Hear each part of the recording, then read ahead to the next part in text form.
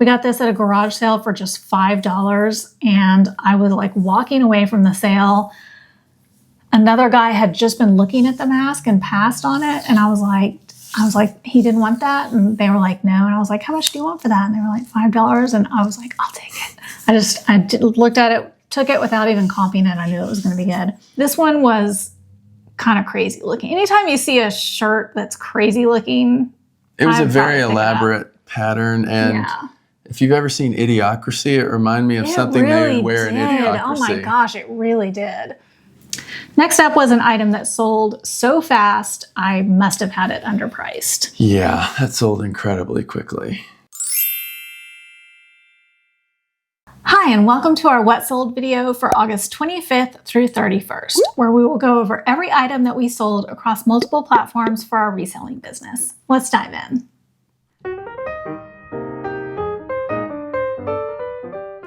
All right, the first thing that we sold was a 2-piece Pokemon Kids pajama set. We got this at a garage sale for $2, and it sold for $10.99. We have several more of these, and they are taking literally forever to sell. I think we only have one or two more. I think that's like the second one to sell, but don't buy them. No, don't buy them. Don't buy them. They are not selling well. They are stagnant. Yeah, not a good buy. No. Next up was a lot of 3 Fisher-Price GeoTrax yellow replacement train cars and a railroad crossing. We got this out of a thrift store toy bag for 19 cents, and they sold for $14.99. We had good feedback on those the other day. That's good.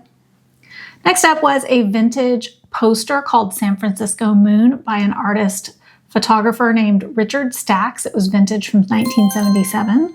This came from the other business that we own, which is a custom picture frame shop, and it sold for $20. Next up was another art print. This is odd. I know. They're all right in a row. I know.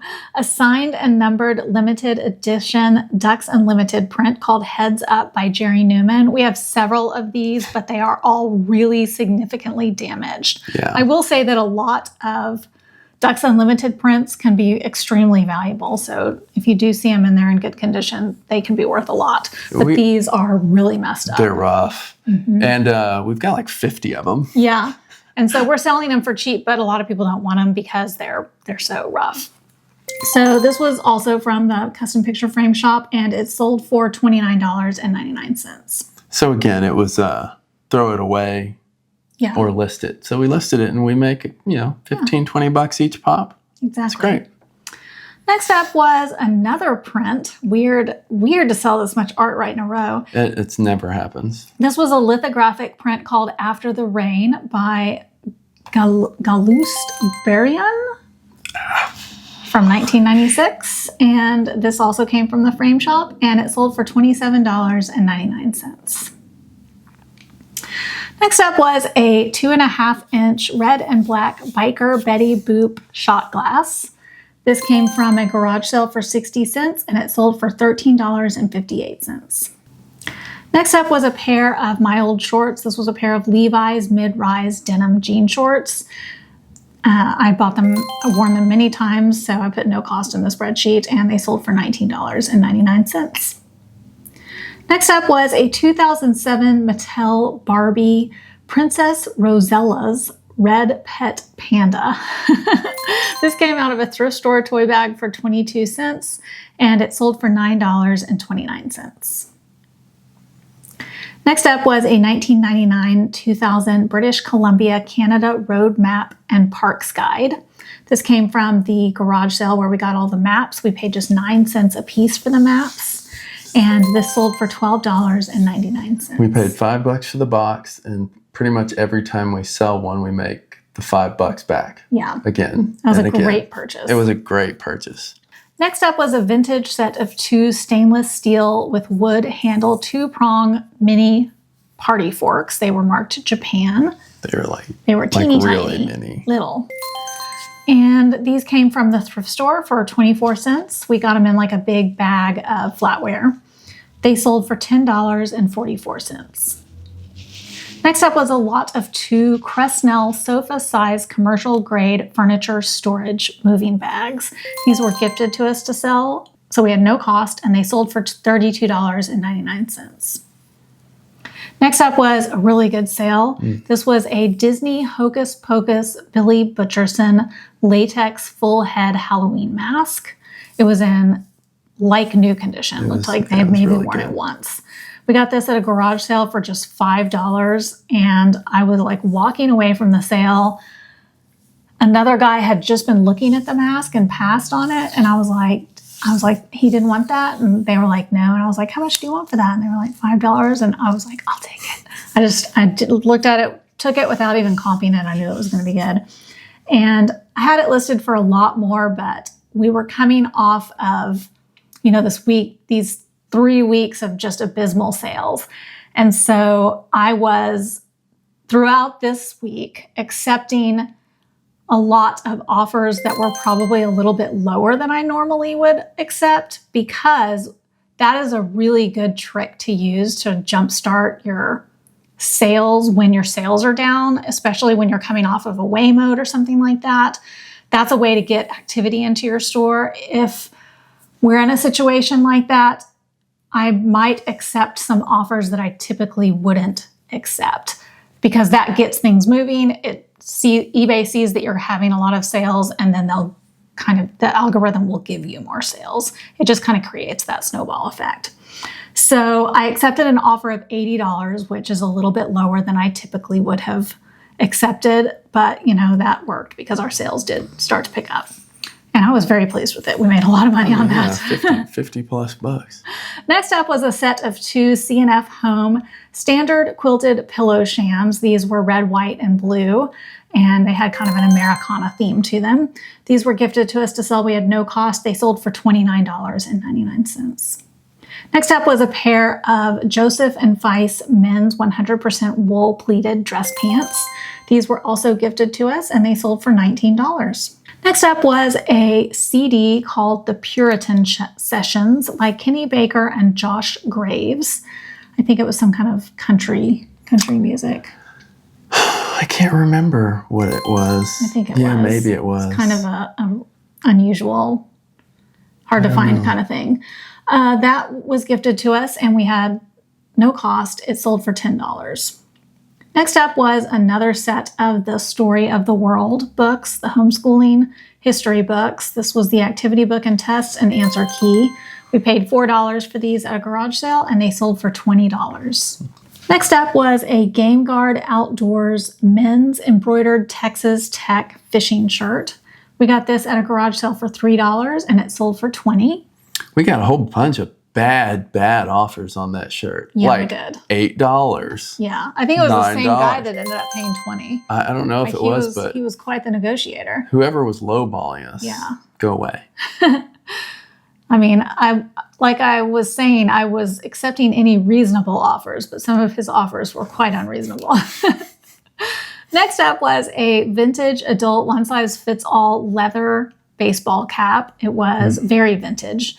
It had that vintagey look. It was made in the USA, and we got that at a garage sale for $1.50. It sold for $25. We got that one street over. Yep.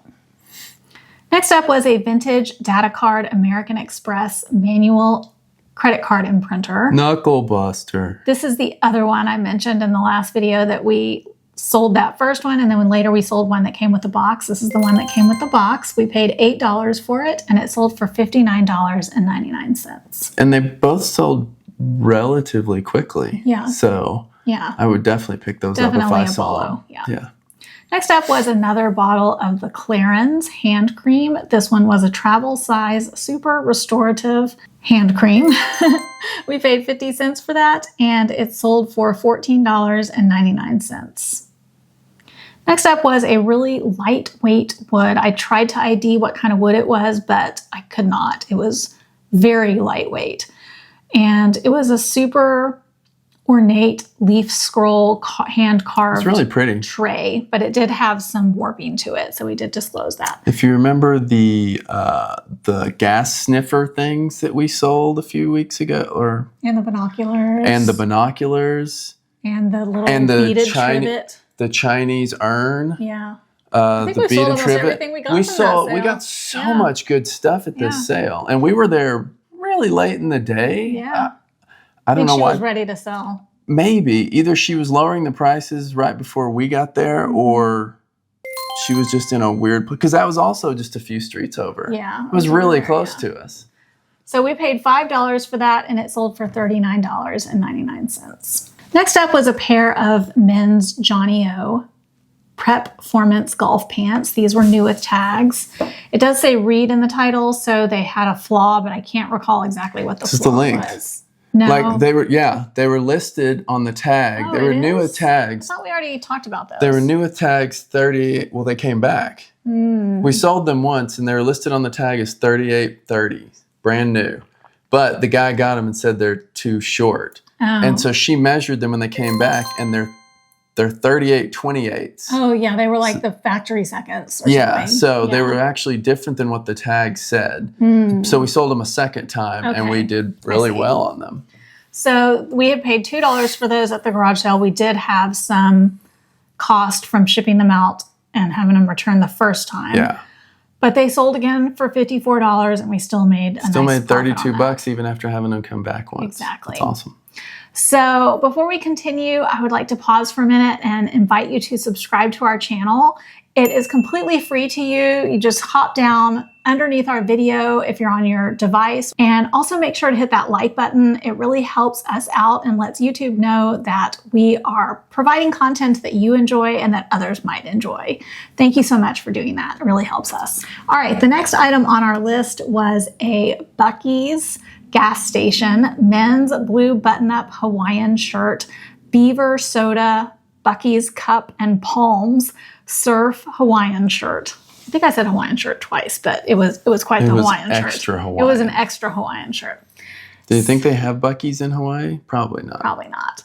But this one was kind of crazy looking. Anytime you see a shirt that's crazy looking, it was a very elaborate pattern, and if you've ever seen Idiocracy, it reminded me of something they would wear in Idiocracy. Oh my gosh, it really did. It totally did. But it sold really fast. It did sell really fast. People like that Buc-ee's. So we paid $2 for that at a garage sale, and it sold for $36.99. Next up was a 1995 Pacific Football Vince Evans card. This was Kevin's. It sold for $8.29. And next up was another 1995 Pacific football card for Victor Green. This was also Kevin's. It sold for only $2.79. Yeah, and it was the same guy, I think, and he just ordered them so far apart that I'd already shipped the first one. Ah, that's and annoying. I was like, that's annoying. Could have made another 60 cents.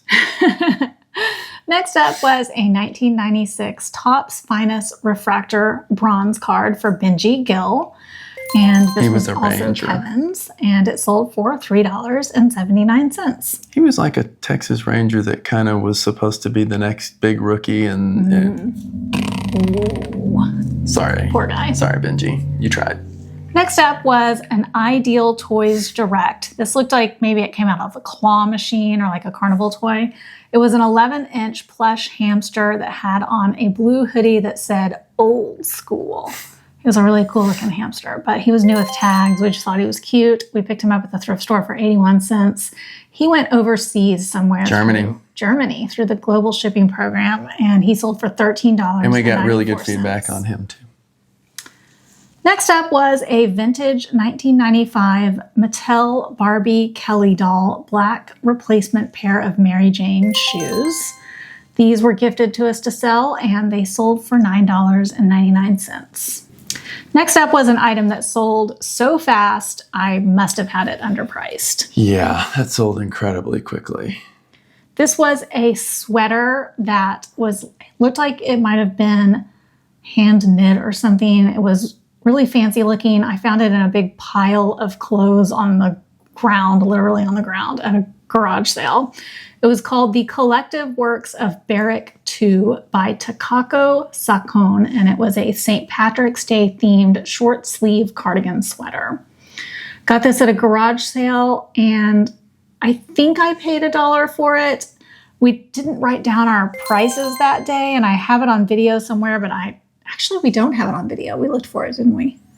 I think so. I think I paid $1 for it. I'm pretty sure I paid $1 for it, and it sold like within a couple of hours for $25. So pretty sure I underpriced that. That is a brand you want to be on the lookout for. I'm happy with it. I only paid like $1. I mean, the max I would have paid was $2. I like it when things move. Pretty sure it was $1. I like to see things leave. Next up was an Office Max replacement laser toner cartridge for an HP printer. This was new in the box, sealed up, completely brand new. We got this when we had purchased a big lot of toner on liquidation, and we paid $3.19 for this. It sold, it doesn't say how much it sold for. It's because it came back. Oh, I don't remember how much it sold for originally.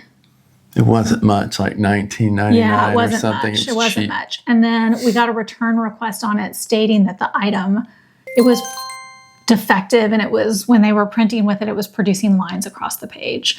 So, I mean, it was brand new in the box. That they sent us back pieces of paper, like in the box, showing how it was printing defective. I have no reason to doubt them, so we returned their money. It could have gotten dropped in shipment. It could have just been, I mean, toner doesn't usually get old, but it could have just been mishandled or something and gotten broken. So anyway, we returned their money and we ended up losing money on that. Okay, so next up was a children's favorite gospel songs 1997 cassette. It was new and sealed. We got this at the thrift store for 13 cents, and it sold for $12.99.